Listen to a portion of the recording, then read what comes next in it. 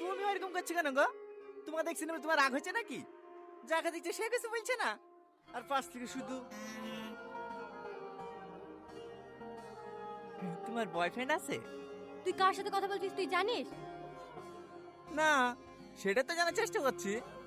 এই তো সবেমাত্র দেখা হইলো, আস্তে আস্তে পরিচয় হবে, দুজনের মধ্যে বন্ধুত্ব হবে, তারপরে রাত জেগে চ্যাট হবে। তার জন্য তো নাম্বার লাগবে। আরে তুমি এত ব্যস্ত হয়েছে কেন? নাম্বার লেবো তো। নাম কি গো তোমার? তোমার ভাই নেতা নাকি? পুলিশ, সিভিক পুলিশ, বড় বাবুর খাস লোক। এলাকায় যদি কোনো সমস্যায় পড়ো শুধু একবার ফোন করবা। হে লাও নাম্বারটা টুকি লাও। আরে লজ্জা পাচ্ছে কেন? হে দাও, আমাকে দাও, আমি টুকি দিছি। এবার কিন্তু বেশি বেশি হয়ে যাচ্ছে। তুমি অত ক্যাটকেট করছো কেন গো? তোমাকে নাম্বার দিছি না বলে তোমার হিংসা হয়েছে নাকি? আমার নামে যেসব লোক পায় না গো, আমার নামে লিডার হলে ভাগ্য করে আসতে হয়।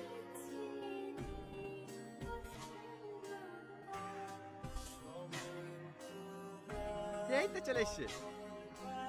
সরি, তোমার নাম্বারটা নিয়ে নিলাম, কিছু মনে করো না। হ্যাঁ, মাঝে মাঝে ফোন দিলে ফোনটা রিসিভ করে।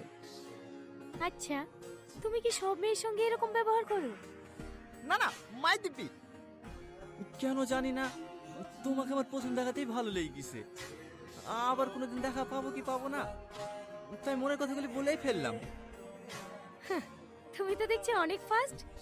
একটা মেয়েকে প্রথম দেখলে আধা ঘন্টা যেতে না যেতে তাকে প্রপোজও করে দিলে। তোমার কি মনে হয় সে মেয়েটা তোমার প্রেমে পড়ে যাবে?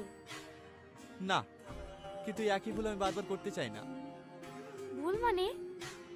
আমার একজনকে অনেক ভালো লাগতো, কিন্তু তাকে মনের কথা জানানোর আগেই সে আমার জীবন থেকে হারিয়ে গেছে।